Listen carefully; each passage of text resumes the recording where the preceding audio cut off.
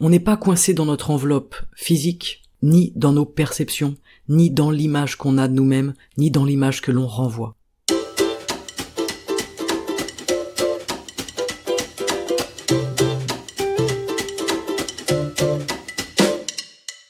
Bonjour et bienvenue sur le podcast Libres et Heureux. Chaque samedi, un épisode pour vous aider à nourrir, développer et transformer votre esprit. Si vous souhaitez reprendre votre vie en main, amorcer un changement ou adopter tout simplement une attitude positive et volontaire dans votre vie au quotidien, eh bien vous êtes exactement au bon endroit. Ce podcast, il est axé sur l'action, sur l'acceptation, grâce à des outils puissants de coaching ainsi qu'une approche taoïste de la vie. Je vous remercie d'être ici et je vous souhaite une excellente écoute.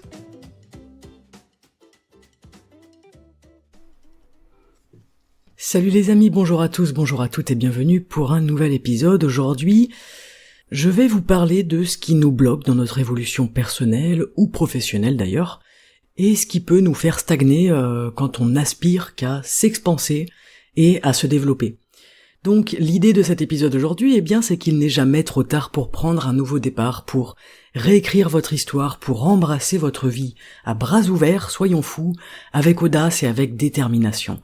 L'idée, c'est que rien n'est impossible et que les seules limites que l'on rencontre sont celles créées et alimentées par notre propre esprit. Donc je vous demande aujourd'hui, à vous qui écoutez le podcast, est-ce qu'il y a quelque chose que vous rêvez de faire, ou que vous avez toujours rêvé de faire peut-être, mais que vous n'avez jamais eu le courage de commencer? Est-ce que peut-être cette chose-là vous semble impossible?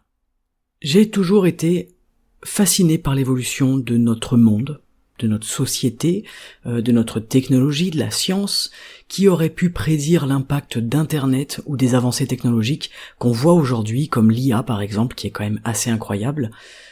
On dirait que l'impossible n'est que la limite de ce que nous on a imaginé jusqu'à cet instant où cette limite allait bouger. On dirait que les choses nous semblent impossibles jusqu'à ce que notre limite intérieure se décale d'1 millimètre, suite à une expérience, une découverte, une nouveauté, et viennent créer une faille, une brèche, une ouverture dans notre esprit, et là, pouf, une limite est décalée, repoussée, une zone de possibilité est agrandie. Et à ce moment-là, quelque chose d'impossible nous semble à présent possible, nous semble à notre portée. Ça me rappelle une citation de Jules Lagneau qui s'intéressait et s'interrogeait sur la perception, et qui nous disait « Dieu n'est pas l'impossible, mais la raison de l'impossible ». Et ces mots, ça me fait penser que l'impossible est surtout une question de perception. On y reviendra plus tard dans le podcast, mais déjà se demander est-ce possible, c'est déjà une question qui peut nous sembler impossible à répondre.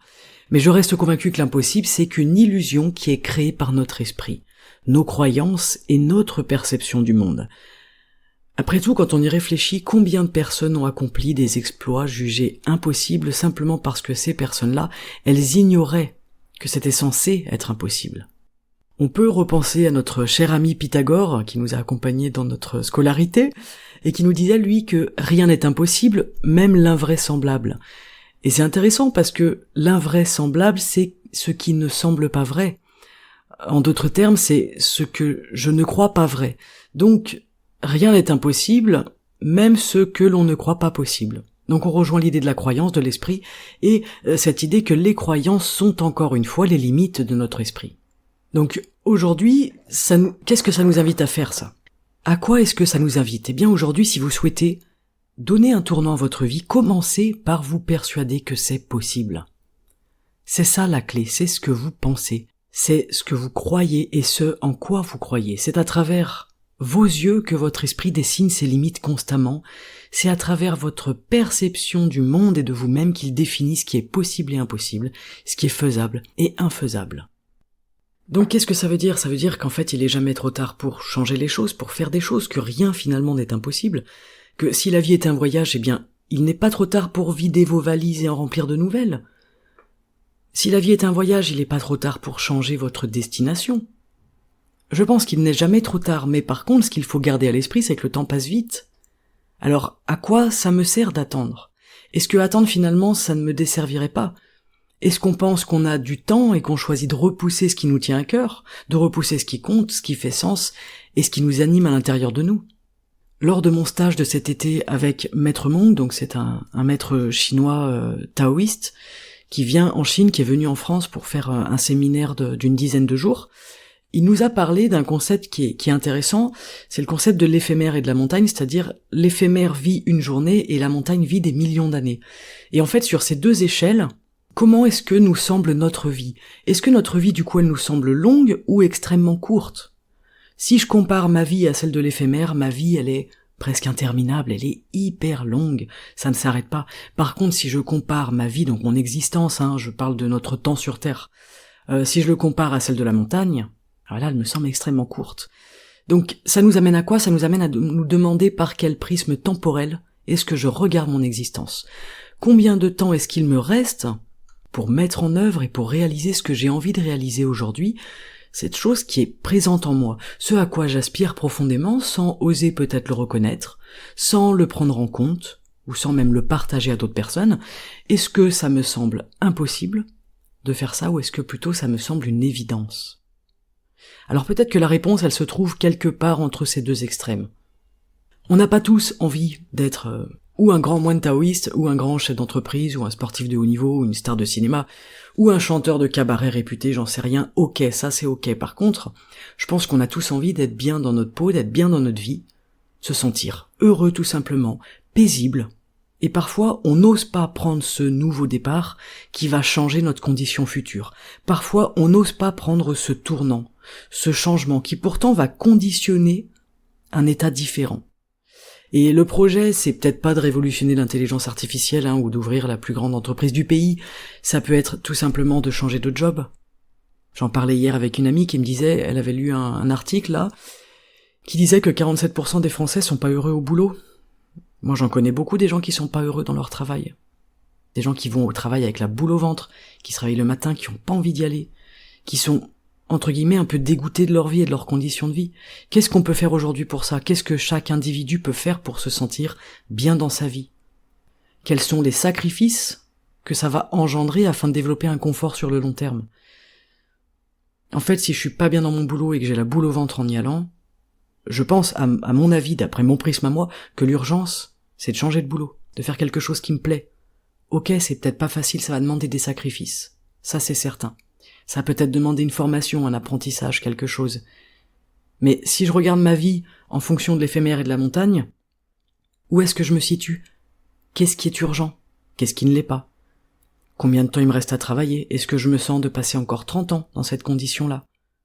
Et c'est toujours l'exemple du fumeur, c'est est-ce que je suis prêt ou prête à faire le sacrifice d'arrêter de fumer pour que mon futur soit meilleur ?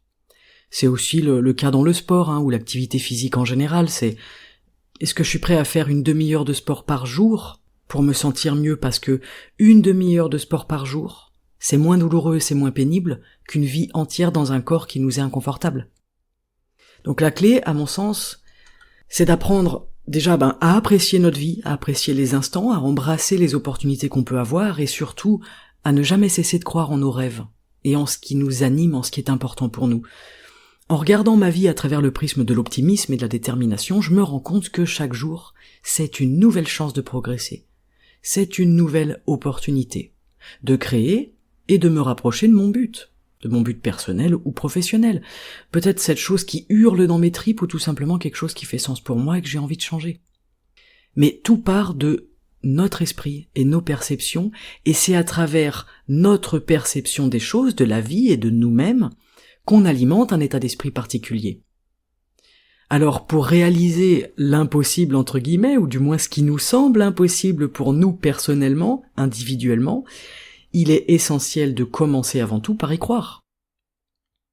Avant même de vous lancer dans quoi que ce soit, de changer quoi que ce soit, de vous lancer dans un projet, de changer votre job, etc., c'est ce que je crois qui conditionne ce que je vois et la manière dont je vois ces choses-là.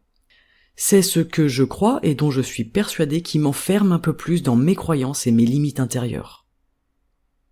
Je vous donne un exemple, je suis persuadé que le sport n'est pas fait pour moi, alors je ne fais pas de sport. Quand bien même au fond de moi j'aimerais être un sportif ou une sportive par exemple. Bien la solution c'est quoi ? Vous le savez, la solution, c'est de faire du sport. C'est comme ça que je vais changer ma perception de moi-même. Et que je vais changer la croyance selon laquelle le sport n'est pas fait pour moi. De toute façon, à partir du moment où j'ai un corps qui est fonctionnel, qui bouge, eh bien, il est fait pour bouger. Mais bon, ça c'est c'est un autre débat. C'est un exemple, mais il y en a plein d'autres. Je pense que je suis fumeur, et tant que je me vois comme fumeur, je serai fumeur. Le jour où je change mon prisme, où j'accepte l'idée qu'il me soit possible de ne plus être fumeur, et de ne plus m'identifier comme tel, alors je peux arrêter de fumer, et changer cette croyance personnelle qui est très très très très limitante. C'est parce que le fumeur se croit fumeur qu'il est fumeur finalement. Donc voilà, le fait de déjà commencer à changer la perception que vous avez de vous-même et d'en prendre conscience, c'est déjà un pas énorme. Je vous donne un exemple personnel pour étayer mon propos, pour essayer de rendre ça un petit peu plus clair, et puis pour vous montrer aussi qu'en fait, entre guillemets, tout est possible. Quand j'étais gamine, vers 7 ans, j'ai commencé à faire de l'athlétisme, etc. en club, et je faisais du sprint. Je courais le 100 mètres, c'était vraiment quelque chose que j'adorais. Et je détestais, devinez quoi, eh bien le demi-fond.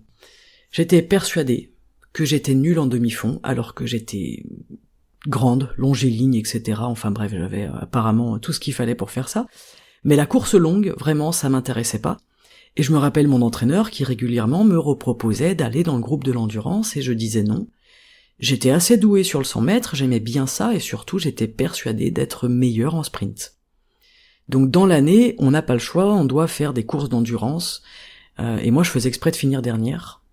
Donc comme pour me prouver que j'étais nul en endurance, c'est mieux de renforcer ma croyance que je suis nul en endurance, parce que si finalement je me rends compte que je suis bonne là-dedans, je vais me dire mince, il va falloir que je change, que je change de groupe, et peut-être que j'avais pas envie de changer à ce moment-là. Finalement, vers 20 ans, à la fac, j'ai intégré un groupe de course à pied, parce que j'étais plus en club d'athlétisme, etc., j'avais besoin de continuer à faire du sport, donc avec la fac, on avait une option pour faire du sport, etc. Donc j'ai intégré le groupe, donc c'était quand même tous des gens qui couraient de l'endurance en fait. Et moi pour la première fois de ma vie, j'ai couru 10 km comme ça, sans avoir jamais couru avant plus de, 2 km. Et j'étais hyper étonné, j'ai même pas compris, je me rappelle très bien une fois que j'ai fini la course, de même pas comprendre comment j'avais fait. J'ai même pas compris comment j'avais couru 10 km alors que j'étais persuadé que je ne pouvais pas. J'étais persuadé que je tenais pas l'endurance, que je sais pas, que j'arriverais pas à respirer, que j'aurais mal aux jambes, que j'aurais pas assez d'endurance et de force pour faire ça. Finalement, je l'ai fait, j'ai fini la course, je me suis même pas arrêté, etc. Donc 10 km, ok, c'est pas énorme, mais 10 km à 20 ans pour quelqu'un qui court que du sprint, enfin pour moi c'était énorme 10 km. Je me rappelle, on avait mis 1 heure. J'avais couru 1 heure, pour moi c'était énorme. Et ensuite, j'ai commencé à m'inscrire avec des copains à des courses un peu plus longues, des courses à obstacles, j'aimais bien les mud day, les trucs comme ça, où on courait 15 km. Et j'ai réussi à les faire, et en fait, c'était vraiment pas le bout du monde. Et je me rappelle vraiment à cette période de ma vie avoir changé une perception de moi-même. Donc, ok, 15 km, c'est pas 200, mais je ferai jamais 200 km, je trouve que c'est complètement... c'est beaucoup trop brutal à mon goût. Mais à ce moment-là, ma perception, elle a changé. Je suis passé de « je me sens incapable de » à « en fait je suis capable ». Ce qui me semblait impossible est devenu possible. C'est vraiment intéressant de le vivre. Peut-être que vous l'avez déjà vécu. Si c'est le cas, n'hésitez pas à partager votre expérience, c'est toujours intéressant. Et si vous ne l'avez pas vécu, soyez ouvert à ça. Même, j'ai envie de vous dire, allez chercher ça. Il y a un autre exemple qui est un peu plus d'actualité parce que j'ai plus 20 ans, c'est que avant de lancer mon podcast, je rêvais de lancer un podcast. Et je me disais, mais qui tu es pour lancer un podcast ? Tu vas parler de quoi ? Qu'est-ce que t'as d'intéressant à raconter ? Et pendant 2 ans, j'ai eu envie de lancer un podcast, et pendant 2 ans, cette envie, elle se heurtait à ces pensées, à chaque fois. Et un jour, je sais pas, je me suis dit, le seul moyen de savoir, c'est d'essayer. Si j'y pense comme ça, régulièrement, fréquemment, et que ça dure depuis 2 ans, il faut que j'essaye. Et depuis, je me régale. Et en plus, le podcast, il fonctionne. Alors, j'en vis pas du tout, bien sûr, c'est un bonus dans mon activité, en fait, c'est du temps que j'accorde à ça, mais parce que ça me plaît, parce qu'il y a suffisamment d'écoute pour continuer, que les écoutes augmentent, donc ça, c'est vraiment chouette. Et si je ne l'avais jamais fait, j'aurais jamais su, et j'aurais jamais changé cette croyance à propos de moi. Aujourd'hui, maintenant, je me crois sincèrement capable d'animer un podcast, d'être invité sur des podcasts, d'enregistrer, de rédiger, de monter les épisodes, de parler de sujets qui me plaisent, de diffuser tout ça, etc. En fait, je me sens légitime et je crois sincèrement en ce que je fais. Et si j'étais resté bloqué dans l'idée que je serais nul derrière un micro, j'aurais rien fait du tout, et peut-être que dans 5-10 ans, je me serais dit, en fait, c'est dommage. J'aurais dû essayer, j'aurais dû me lancer. J'avais rien à perdre, finalement. Et d'ailleurs, le podcast, en fait, lancer toute mon activité, ça m'a aussi amené à faire des conférences. Le fait de prendre la parole derrière un micro, c'est sympa, mais je me suis dit, ok, je vais essayer d'aller un peu plus loin. Et avant de faire ma première conférence, je me sentais incapable de faire ça. L'idée, elle me plaisait, j'avais envie au fond de moi d'animer des conférences, mais je me pensais pas capable de faire ça, de parler comme ça pendant 1h30 ou 2 heures devant 60 personnes. C'est pas quelque chose dont je me sentais capable. Et c'est en y allant, en le faisant, que j'ai réussi à changer cette croyance, et aujourd'hui, je me crois capable de le faire. Peu importe si je suis capable ou non, en fait, on s'en fiche. Ce qui nous importe, c'est qu'est-ce que je crois. Et aujourd'hui, je me crois capable de courir 15 km, je me crois capable d'animer un podcast, et je me crois capable d'organiser et d'animer des conférences. Mais c'est quand même 3 choses qui, sur les 10 dernières années de ma vie, n'étaient pas acquises et ont changé. Ce sont 3 choses qui me semblaient impossibles et qui aujourd'hui sont de l'ordre du possible et du réalisable. Et je trouve que c'est génial de voir que on peut nous-mêmes changer nos croyances. C'est un peu l'idée, vous savez, que c'est en forgeant qu'on devient forgeron. Mais le problème majeur, c'est quand on veut devenir forgeron sans forger. Et la plupart des gens ne changent pas parce que changer ça demande du boulot. Parce que finalement, on n'a pas tant envie de changer quand on voit ce que ça nécessite. On veut des choses différentes en faisant toujours les mêmes choses. Einstein nous le disait, la folie c'est de faire toujours la même chose et de s'attendre à un résultat différent. Eh bien c'est exactement ça. J'ai eu très très peu de fois, mais j'en ai eu des personnes en coaching qui viennent pour changer des choses dans leur vie, mais qui ne veulent rien changer dans leur façon de faire, de voir, de penser, et qui pensent que c'est moi qui vais changer leur vie. Donc c'est évident que non. Chacun est acteur de sa vie, moi je ne suis actrice que de ma vie, je vais pas changer la vie des autres. Et tout se passe entre nos 2 oreilles. Et personne ne peut changer ce que vous croyez, ce que vous percevez, et surtout personne ne peut changer ce que vous faites et ce que vous ne faites pas. Alors, l'idée c'est pas marche ou crève, Par contre, c'est important de bien réaliser, de bien prendre en compte le fait que pour changer quelque chose, il faut changer quelque chose. Si je veux un résultat différent, je vais faire une opération différente, si je veux être plus heureux ou plus heureuse dans mon couple, j'en sais rien, il va falloir que je change quelque chose. Peut-être sera ma communication, ma patience, mon interprétation, ma perception de l'autre, mes attentes, mes croyances sur l'autre, mes croyances sur moi-même, mes croyances sur le couple, etc. Si je veux changer quelque chose, je dois commencer par changer quelque chose. Cette phrase, elle peut paraître idiote, mais je trouve que tout se retrouve là-dedans. Tout est dit là-dedans, puisque finalement, on a envie de changer, mais on n'a pas envie de changer. C'est-à-dire que j'ai envie de changer, mais je me sens pas de faire les sacrifices. Et on peut prendre, il y a des exemples hyper intéressants dans les athlètes, là un petit peu suite au JO de Paris. Il a été beaucoup question de santé mentale, d'état d'esprit, même si c'est pas nouveau, je vous l'accorde, mais c'est simplement que je trouve que le sport de haut niveau, c'est un bon exemple. On a plusieurs athlètes olympiques qui ont, dans l'histoire, parlé de l'importance de l'état d'esprit et des croyances limitantes. On a, alors vous devez connaître Michael Phelps en natation. Lui, c'est le nageur le plus médaillé de l'histoire des JO pour l'instant. Et il parle souvent de l'importance de l'état d'esprit pour atteindre ses objectifs. Il a parlé, je crois, dans son autobiographie, dans une interview, de la nécessité de surmonter les croyances limitantes pour exceller. Donc, dans son domaine, on n'a pas les mêmes buts que lui, ok ? Mais c'est très intéressant de regarder le parcours de ces personnes-là, parce qu'ils ont quand même des parcours exceptionnels, et en fait, comment ils font. Et à chaque fois, on revient sur des notions de santé mentale, de croyances limitantes, d'esprit et d'état d'esprit. C'est génial. Simone Biles, qui a, encore une fois, donc en gymnastique, quadruple championne olympique, enfin bref, elle est incroyable. Elle a beaucoup parlé de l'importance de reconnaître ses limites mentales pour préserver sa santé. Et elle parle aussi des croyances limitantes qui peuvent naître de la pression extérieure, mais aussi de la pression intérieure. C'est-à-dire que ces croyances limitantes, ok, il y a une partie qui peut être forgée par l'extérieur, ça c'est normal. On est impacté par notre environnement, les personnes qu'on côtoie, etc. Mais ces croyances limitantes, elles naissent surtout de l'intérieur de nous. C'est qu'est-ce que je fais des infos que je reçois, de ce que je perçois, qu'est-ce que j'en fais à l'intérieur de moi. C'est comme si on était un petit chimiste et on prend nos petites fioles comme ça et ok, qu'est-ce que je mets dedans pour essayer de changer mes croyances, de changer ma potion magique à l'intérieur de moi. Vous voyez ? Il y avait Usain Bolt aussi qui parlait beaucoup de ses croyances limitantes et lui, il a parlé de la manière dont il a dû vaincre ses propres croyances limitantes. C'est intéressant. Lui, c'est quand même l'homme le plus rapide du monde. Et donc lui, après, il nous parle beaucoup de confiance en soi, de préparation mentale et alors, je sais pas, j'ai pas envie de dire combattre, mais ouais, aller à l'encontre de ses croyances limitantes, les briser peut-être, ce serait peut-être plus le mot.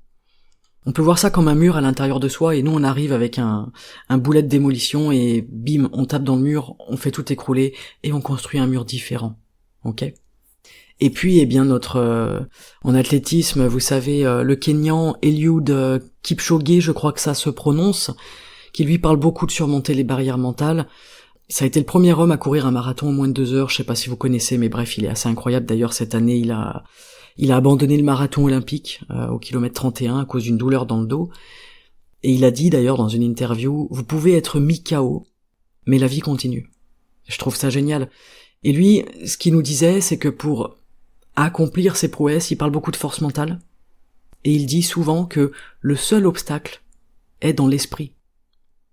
C'est vraiment intéressant parce qu'on se rend compte que tous ces sportifs, toutes ces légendes, ils soulignent tous la bataille que c'est à l'intérieur pour surmonter nos croyances limitantes, et que c'est tout aussi important, que le physique. Voilà, pour quelques exemples, je vais pas vous faire tous les champions, tous les athlètes, mais la plupart reconnaissent l'importance de l'état d'esprit dans leur carrière, et ils partagent quand même beaucoup la façon dont ils ont surmonté leurs croyances limitantes pour atteindre leurs objectifs. Et je trouve que des fois c'est intéressant de lire des biographies, ou des interviews, des choses comme ça, sur des sportifs, parce que leur expérience, elle nous est utile. Et en fait, on se rend compte que leur réussite, au plus haut niveau, c'est quand même des niveaux incroyables, c'est pas seulement une question de talent physique, c'est aussi de la préparation mentale, c'est une gestion des croyances et des pensées. Donc, ok, le but c'est pas de viser les JO, sauf si vous le souhaitez, alors dans ce cas je vous encourage, allez-y. Mais le but c'est de comprendre que notre état d'esprit et nos barrières mentales sont la clé de beaucoup de choses dans nos vies, et sont surtout la clé de beaucoup de portes qu'on maintient nous-mêmes fermées. Et c'est important de se rappeler que chaque pas, aussi petit soit-il, vous rapproche de votre destination. Donc, l'idée c'est pas de penser que la vie est une course contre la montre, ce serait voir le verre à moitié vide, mais plutôt de voir ça comme une danse harmonieuse avec le temps. On vit avec le temps. On vit pas en dépit de lui, on vit pas contre lui. Mais chaque moment de joie, d'émerveillement, de lucidité, chaque défi surmonté, chaque échec transformé en leçon, tout ça, ça contribue à la richesse de votre voyage, et tout ça, ça contribue à changer votre prisme. Ça, c'est déjà rendre l'impossible possible. Tirer une leçon d'un échec, c'est exactement ça, c'est je suis en train de changer mon prisme. Il y a un échec, et mon prisme se transforme et je vois une leçon. Et bien là, j'ai rendu l'impossible possible. C'est déjà un sacré boulot, hein. Je pense aussi que chaque apprentissage, c'est une opportunité d'un nouveau départ. Et l'apprentissage, c'est la même chose. J'ai une info que je comprends pas, qui me semble impossible, irréaliste, irréalisable, etc. Et en fait, en apprenant, cette info devient quelque chose d'acquis. Ok, en fait, c'est possible. C'est comme quand on découvre la trigonométrie, ça nous semble un enfer sur Terre, et dès qu'on comprend, ah, ok, en fait, c'est accessible. C'est toujours la même chose. C'est que les nouvelles possibilités nous permettent de nous réinventer. À chaque fois que j'ai une nouvelle possibilité dans ma vie, je peux me réinventer parce qu'en fait, je peux changer mon prisme, donc mes croyances, ma perception, etc. On n'est pas coincé dans ce qu'on est. Comment je vais vous dire ça ? On n'est pas coincé dans notre enveloppe physique, ni dans nos perceptions, ni dans l'image qu'on a de nous-mêmes, ni dans l'image que l'on renvoie. Tout ça, on peut le changer si on commence par regarder ces choses-là différemment, par prendre conscience de ce en quoi on croit, de ce qui nous conditionne, de ce qui fait qu'on est là aujourd'hui, qu'on est qui on est aujourd'hui, Parce que évidemment que chaque enfance, chaque éducation, chaque adolescence, chaque relation, chaque expérience, chaque échec façonne chaque individu.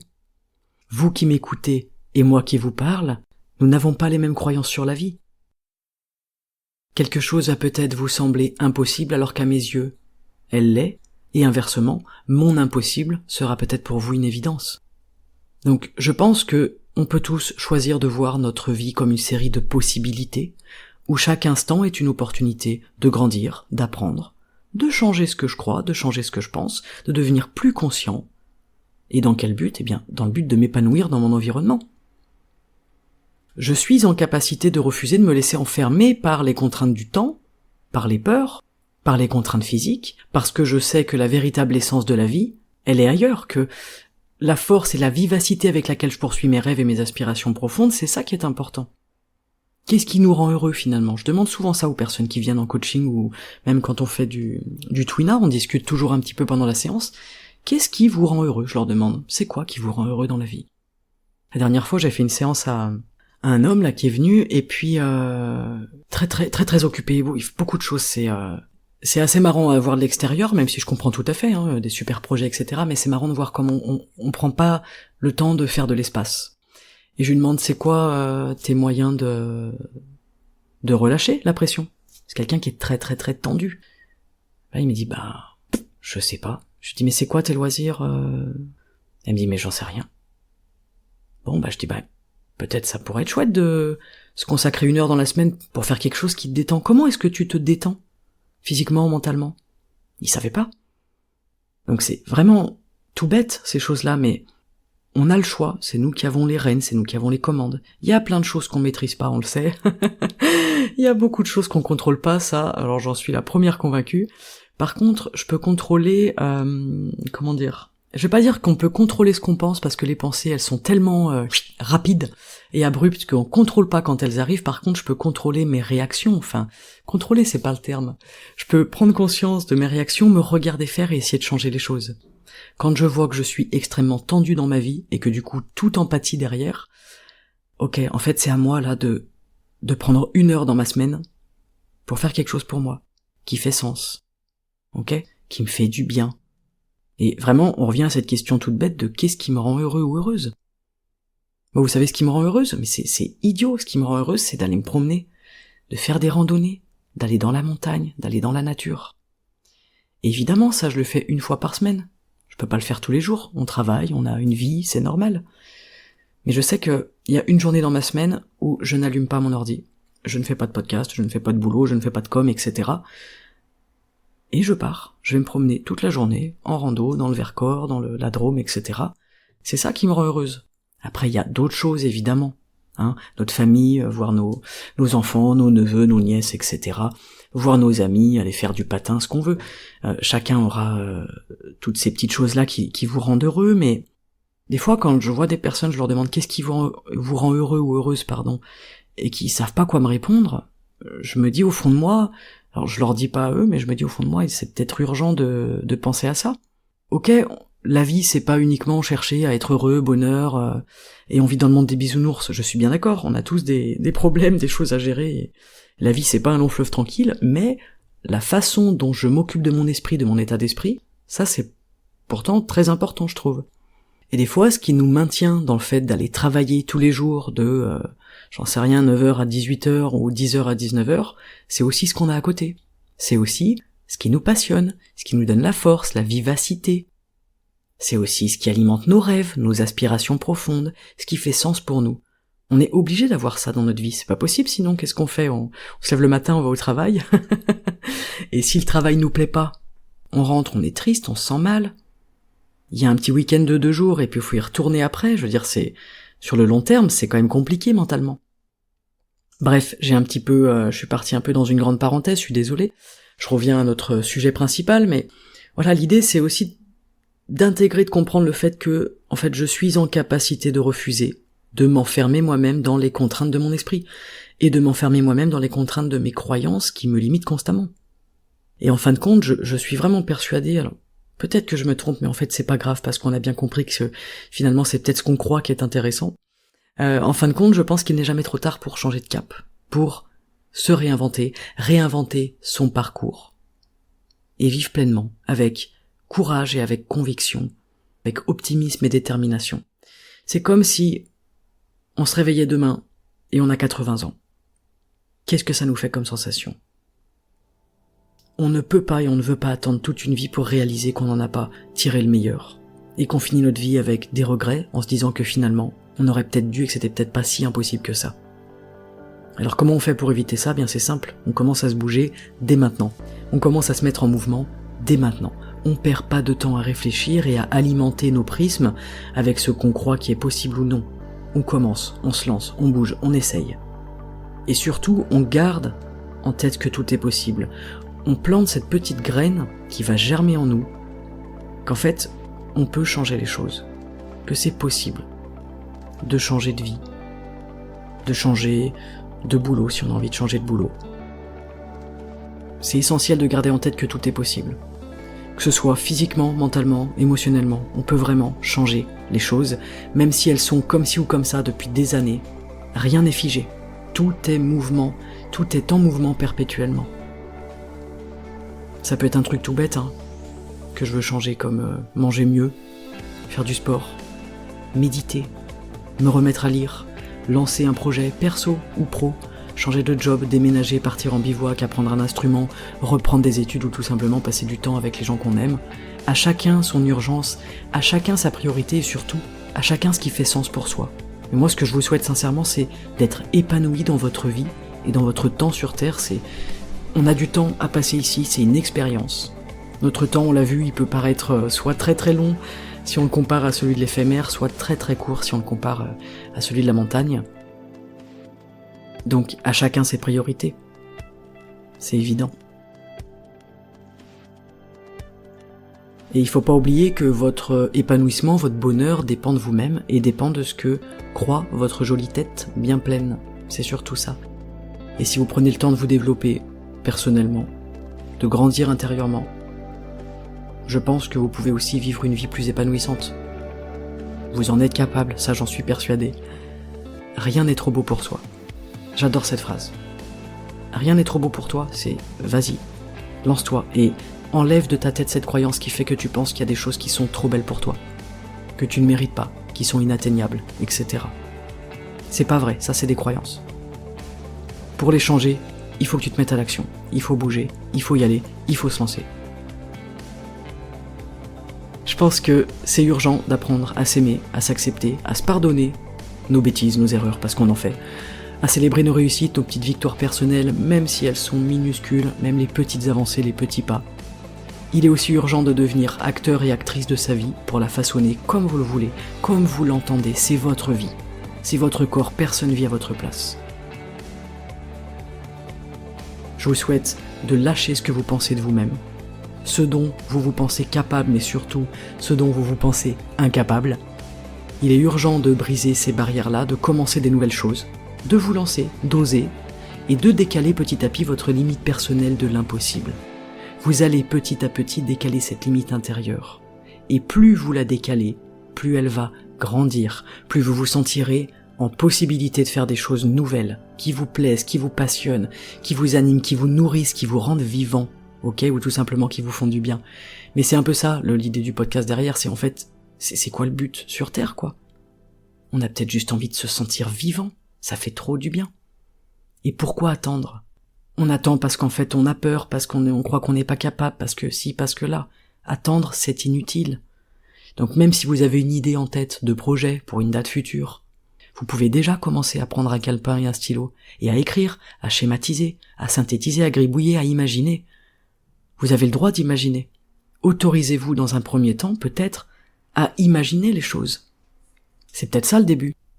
C'est la fin du podcast, mais c'est peut-être finalement le début de l'aventure.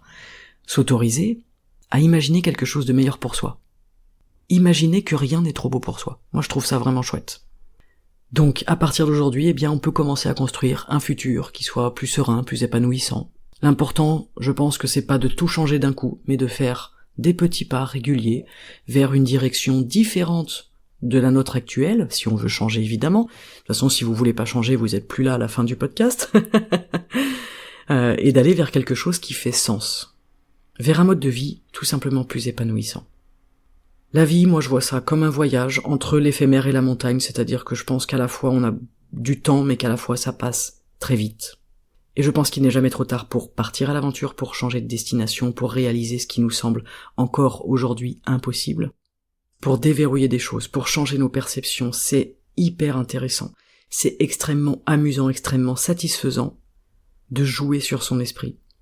Moi des fois, je réfléchis, je suis assis chez moi et je me dis ok, en ce moment dans ma vie, qu'est-ce que je me sens incapable de faire ? Je choisis quelque chose, donc peu importe, ça peut être, j'en sais rien. Là récemment, je me suis mis au beach tennis. Quand j'étais jeune, je me pensais nul à tous les jeux de raquettes. Moi, je me suis quand même beaucoup trouvé nul dans ma vie. C'est pareil au ping-pong à l'école, je faisais aucun effort, j'étais à la dernière table, etc. Il se trouve aujourd'hui que, en fait, j'ai commencé à jouer à des jeux de raquettes. Et en fait, il se trouve que j'y arrive plutôt bien. Donc j'ai acheté un petit jeu de ping-pong pour jouer chez moi. Ce qui est incroyable, si mes profs de sport du collège et du lycée me voyaient jouer au ping-pong chez moi, je pense qu'ils seraient morts de rire. Et voilà, donc récemment je me suis dit, tiens, qu'est-ce que je pourrais faire là pour repousser un peu des limites, pour changer un peu ma perception.